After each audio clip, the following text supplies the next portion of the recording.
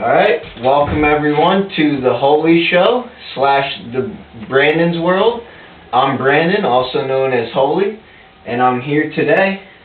Introduce yourself, my man. How are you doing, everyone? I'm Ryshaun Conover. They call me Spunky, Lakewood legend. How are you?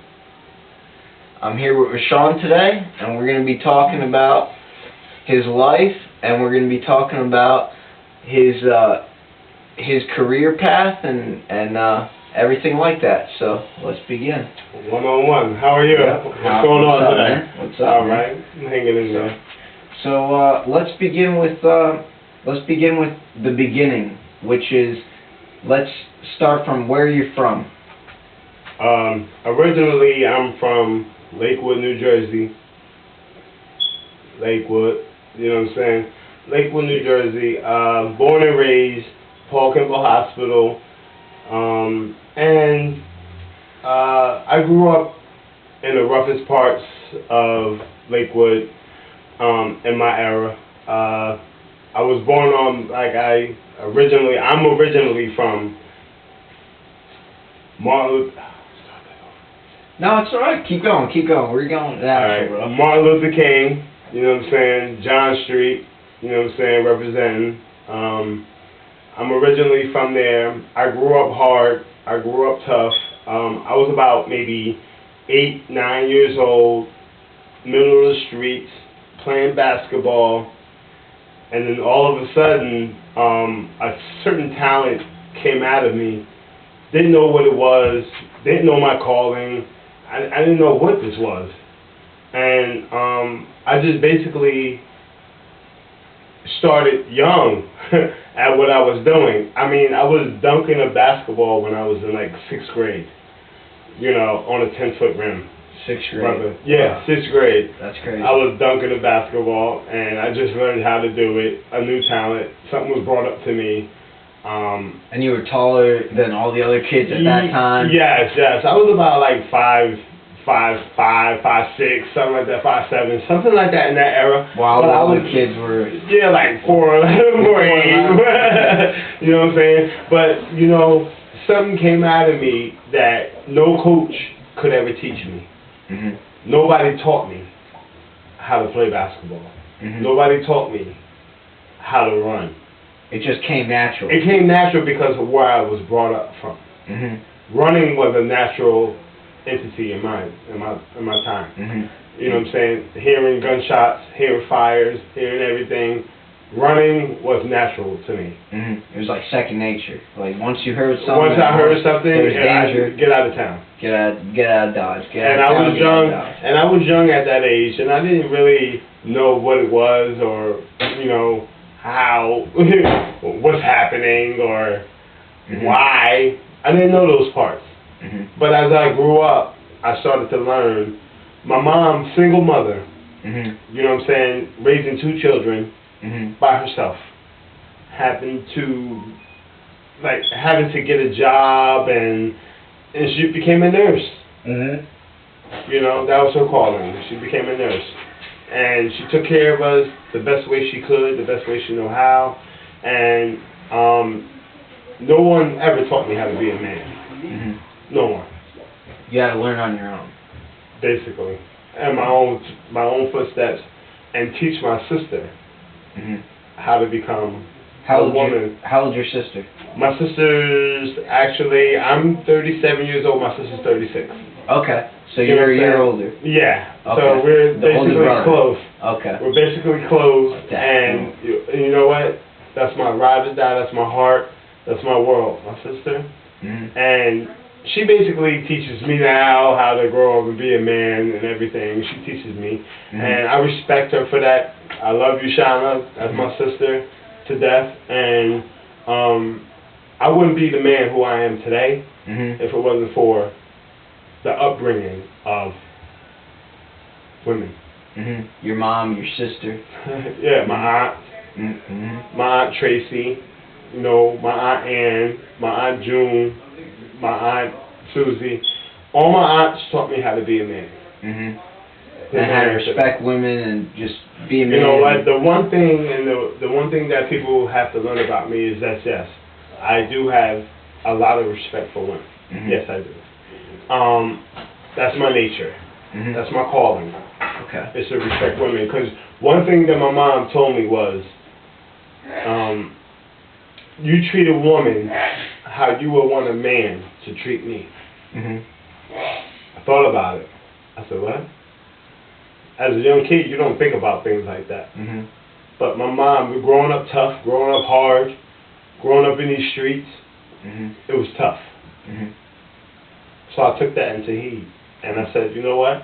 I'm going to be the man that, you know, my mom want me to be. Mhm. And guess what? I'm here. Mhm. So, and you did. That's good, man. You did what you had to do. You did. You went from.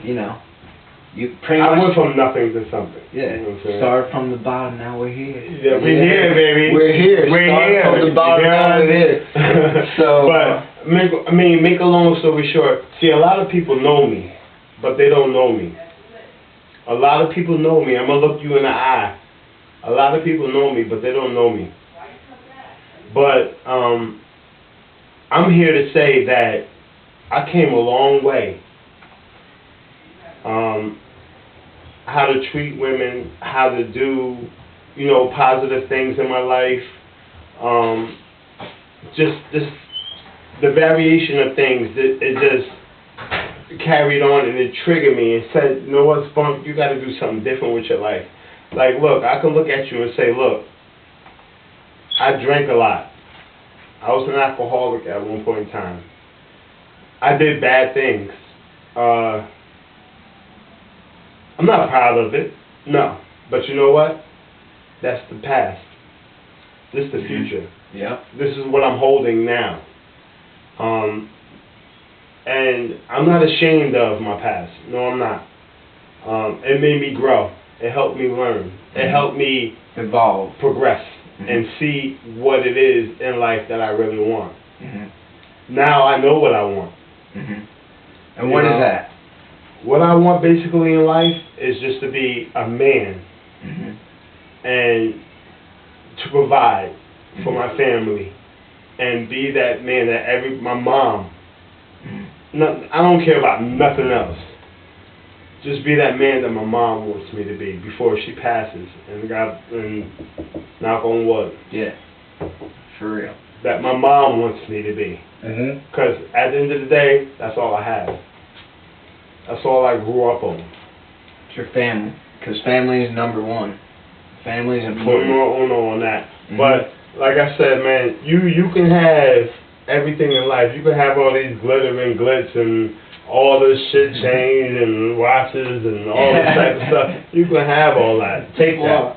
Fuck, my man. You can have all that.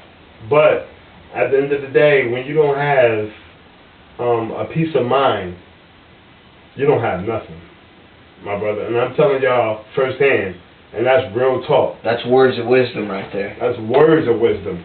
But, and another thing, like, it goes so bad. Like, I sit in my home every single day and I try to please everyone, but I always seem to fail. Man, listen, that's where I gotta stop you, man. You gotta stop.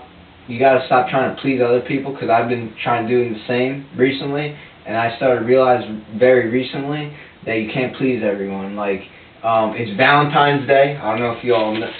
Valentine's Day. It's Valentine's Day. The chocolates are right there, but for right now, I'm single on Valentine's Day. I'm single on Valentine's Day. We're both doing this on Valentine's Day, and I was pretty much what I'm getting at is I was trying to please my ex-girlfriend and try to please my family and stuff, but at the end of the day, if you can't please everyone, it's impossible. Like right now, I work at a restaurant, and I can't please everyone. It's impossible. In my work, in my line of business, if I get 90% out of 100, or even 80% out of 100% of the people like me, that's good, because I can't please 100% of the people. It's impossible. You will go crazy if you try to please 100% of people. Right. And you try to please everyone. It's impossible. It's insane. You would drive yourself. First of all, it's unhealthy. It will drive you crazy mentally, and it will bring you down physically, mentally and physically. So at the end of the day, what I want to stress to you and the audience is you really have to take care of yourself. You really have to put yourself in a position where you have to worry about yourself first, because even in an airplane, they tell you, when you're in an airplane, they tell you if the plane goes down and you crash and you go to and you hit the water, you put your life vest on even before your own child's. Even if you have a little baby, you put your life vest on first before anyone else, because you can't help anyone else unless you help yourself. That's the truest thing ever. Like, you really can't. You can't help anyone else unless you help yourself. You got to put that life vest on yourself, and then you can help your family. You can help your sister, your mom. I recently learned this. I'm 26. I recently learned this from bad relationships and just bad, bad things. Different experiences. Not all bad. Some good, some bad. But just different experiences that you got to take care of yourself first. Because the only person that's going to look out for you at the end of the day is you. And you're born in this world alone, and you die in this world alone. And you really have to take, everyone has a big heart, everyone loves their mom, everyone loves their family, but if you don't take care of yourself as a person, then no one else is going to take care of you for you. You got to really take care of yourself 100% and make sure you're good in health 100%, you're good in financially 100%, and you're good spiritually 100%. Because I don't know about you, man, but I'm like a spiritual person too, so I want to be good all three ways. See, and not to cut my man off and everything, but basically how I grew up, and it's a hard ordeal dealing with that you care about somebody more than yourself. Mm-hmm. See, that's the downfall of me. I always put people before myself. Always care about people before myself. Mm-hmm. Never take care of myself because I'm always worried about someone else. I feel that, man. I'm the same way, and that's why we have to change. That's why we have to change as people. Audience, that's why we have to change as people, because we care about people more than ourselves. We care about you. Yeah, and individually, like, I could say that it kind of brings me to tears sometimes, because it's hard to say that I don't care about nobody. Mm-hmm. It's easy to do that. It's easy to say I don't care about nobody. But in all reality, I do care about everyone. I love everyone. I'm not a hater. I don't care about what you have or what you flaunt or how you get it. Get it. Get it. At the end of the day, you gotta get it. You deserve that. You own that. You earned it. Get it. I'm not jealous. I'm not jealous at all of another man. No hating. No hating. You know what? And just motivation. And you know what? In 2018, there's a lot of hating going on, and there's a lot of for real. You can't even justify all the hate that's going on right now. And I sit here and I'm like, listen, bro, you hating on me for a whole different type of different reason. Mm-hmm. Like, maybe it's something that I want that you have. You know what I'm saying? Like, but there's no hate. Mm-hmm. It's only motivation. So when somebody has something that I don't have, guess what? Spunk is gonna go get it. Yeah, definitely. I'm gonna go get it. Mm-hmm. And that's looking at you eye to eye. I'm gonna go get it, and I'm gonna get it. And everybody who knows me knows that's what's about to happen.